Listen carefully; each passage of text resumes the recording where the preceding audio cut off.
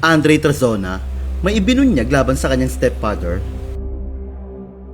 Sa gitna ng patuloy na lamat sa relasyon ni na Andre Trazona at ang kanyang inang si Izzy Trazona, muling uminit ang usapin matapos maglabas ng revelasyon ng binata tungkol sa pagkakaiba ng trato sa kanya ng kanyang stepfather kumpara sa kanyang tunay na ama.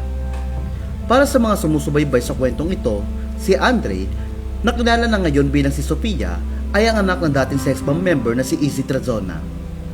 Naging viral ang kanilang pamilya matapos aminin ni Sofia kamakailan na hindi sila nakikita ng kanyang ina dahil sa hindi nito pagtanggap sa kanyang pagiging isang trans woman at drug artist. Ayon kay Sofia, ang tanging hiling niya lang ay validation at acceptance mula sa kanyang pamilya. Sa gitna ng issue, hindi rin nakaligtas sa mapanuring mata ng mga netizen ang stepfather ni Sofia na si Alvin Aragon. Sa mga nakaraang interview, napuna na marami ang tila malamig na pakikitungo ni Alvin at may mga nag-speculate pa na baka isa ito sa mga dahilan kung bakit nahirapan si Izzy na tanggapin ang anak. Maraming netizen ang bumabatikos kay Alvin kung saan tinawag pa siyang insecure o manipulator sa social media. Sa kabila ng negatibong aura na nararamdaman ng publiko mula sa kanyang stepfather, binasag ni Sofia ang katahimikan upang ibinunyag ang malaking kaibahan nito sa kanyang biological father na matagal nang nananatili sa background. Isang netizen kasi ang nagsabing tanggap umano si Andre ng tunay niyang ama kumpara sa kanyang stepfather. Saad ng netizen, di niya kasi biological father si Alvin, pero yung totoong father ni Andre, boto sa kung anong man siya ngayon. Kinumpirma naman ni Sofia na hindi niya biological father si Alvin Aragon. Sa kanyang tugon, ibinunyag ni Sofia na tiluwas sa kanyang stepfather at ina ang kanyang biological father at sobrang supportive sa kung ano siya ngayon.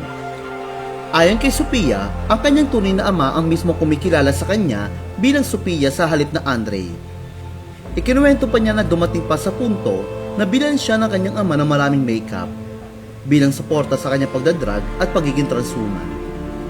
Saad ni Sofia, sobrang totoo po yan. Dumating sa point, si Papa ang tawag niya sa akin dati Andre, pero ngayon Sofia na.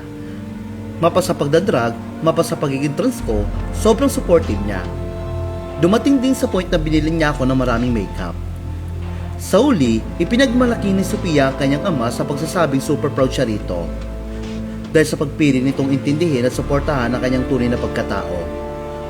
Aniya, dahil nga supportive siya sa ginagawa ko, wala siya nakikitang mali sa ginagawa ko.